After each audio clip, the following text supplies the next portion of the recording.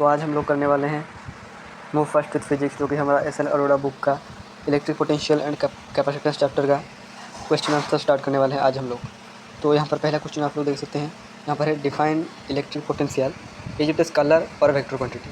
तो यहाँ पर हमें पूछ रहा है कि इलेक्ट्रिक पोटेंशियल का डेफिनेशन हम लोगों को बताना है और ये एक स्केलर और एक वेक्टर क्वांटिटी है या नहीं, ये हमको पता करना है। तो सबसे पहले हम इसका डेफिनेशन देख लेते हैं। तो इसका डेफिनेशन होता है electric potential is defined as the amount of work done from moving a unit positive charge from infinity to a point.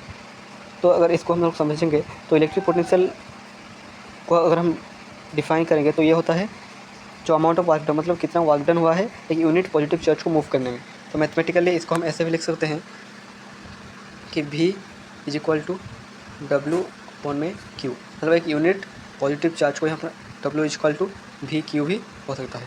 तो यहाँ पर एक यूनिट पॉजिटिव चार्ज को इन्फिनिटी से एक पॉइंट के ऊपर लाने के लिए जितना वर्क डन होता है उसे ही हम इलेक्ट्रिक पोटेंशियल कहते हैं। दोस्तों और एक चीज़ यहाँ पर हमको पूछा गया है कि इलेक्ट्रिक पोटेंशियल एक स्केलर क्वांटिटी है और वेक्टर क्वांटिटी है। तो काफ़ी बच्चों को ये मतलब डाउट रहता है। मैं आपको बता देना चाहता हूँ कि इलेक्ट्रिक पोटेंशियल एक स्केलर क्वांटिटी है। इलेक्ट्रिक पोटेंशियल एक स्केलर क्वांटिटी जिसका कि डायरेक्शन नहीं होता है, सिर्फ मैग्नीट्यूड ही होता है।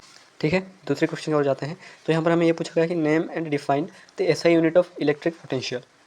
यहाँ पर हमें पूछा गया है कि इलेक्ट्रिक पोटेंशियल का एसआई यूनिट जो है वो हम लोग को बताने के लिए। तो मैं आप लोगों को बता रहा हूँ कि SI unit of electric potential is volt. और वोल्ट को आप लोग ऐसा भी लिख सकते हैं, वोल्ट को आप लोग ऐसा भी लिख सकते हैं कि जूल पर कूलम, और जूल पर कूलम इनवर्स, ऐसे भी आप लोग इससे लिख सकते हैं। तीसरा क्वेश्चन में पूछा है नेम द फिजिकल क्वांटिटी हो ऐसा यूनिट इज जूल पर कूलम इनवर्स इट स्केलर और वेक्टर क्वांटिटी। तो अभी मैंने आप लोगों को बताया कि पोटेंशियल का जो होता है भी का वो होता है जूल पर coulomb inverse,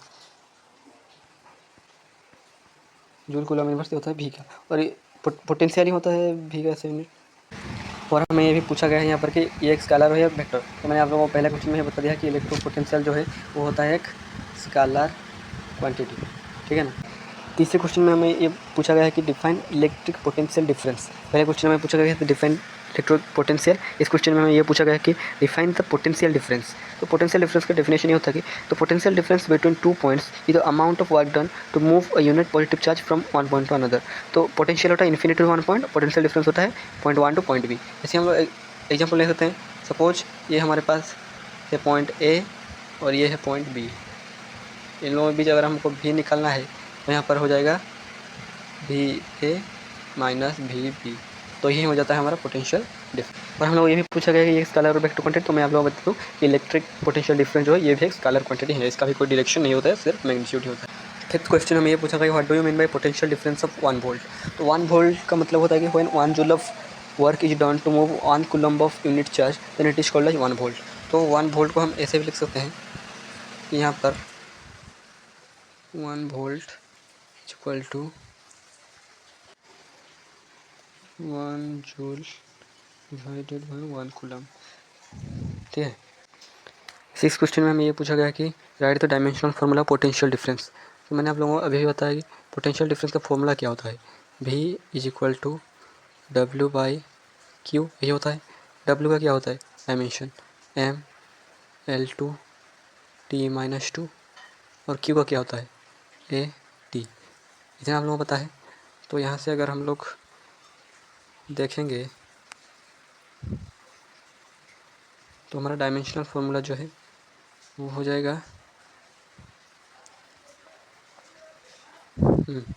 V is equal to M L2 T minus 2 A inverse, यही हो जाएगा। ठीक है ना।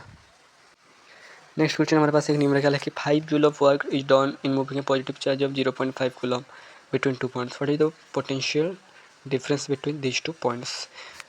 तो सबसे पहले आप लोगों को गिवन लिखना है। गिवन आप लोगों को क्या क्या दिया गया है। तो यहाँ पर W5 दे दिया गया है आप लोगों को, Q 0.5, और आप लोगों को क्या दे दिया गया है, बस इतना ही। और आप लोगों को पूछा है इसने पोटेंशियल, तो V इज इक्वल टू होता है W अपॉन में Q is equal to 5 upon 5/10। तो ये आपका हो जाएगा 50 अपॉन 5 इज इक्वल टू 10। तो इसका जो आंसर है वो हो जाएगा आप लोगों का 10 वोल्ट। अगला क्वेश्चन देखते हैं, the charge of 2 Coulomb moves between 2 point maintained at a potential difference of 1 volt, potential difference दिया गया है 1 volt, what is the energy acquired by the charge, मतलब यहाँ पर हम लोगों को वर्क डन पूछा है इसने। तो ये ऐसा होगा, देखिए V is equal to W upon Q, energy मतलब वर्क डन अगर हम निकालेंगे तो ये हो जाएगा V इंटू क्यू। तो यहाँ पर V कितना दिया है 1 और चार्ज कितना दिया है 2, तो ये हो जाएगा 2 जूल। 9 नंबर question, when kept an electric field does a proton move from lower to higher और from higher to lower potential, तो इसका आंसर अब मैं बता दूँ, इसका आंसर है नो, सिर्फ इलेक्ट्रॉन मूव करता है, प्रोटॉन मूव नहीं करता, ठीक है ना। 10th question, in a conductor a point P is at higher potential than another point Q, P higher potential है, Q lower potential, in which direction do the electrons move, electrons किस move करेगा, तो हमें ये पता है कि current जो है वो हायर से लोअर पोटेंशियल में मूव करता है, और हमें ये भी पता है कि इलेक्ट्रॉन जो है वो अपोजिट टू करंट मूव करता है, ठीक है ना। तो इलेक्ट्रॉन मूव करेगा Q टू P, 10th का आंसर हो जाएगा Q टू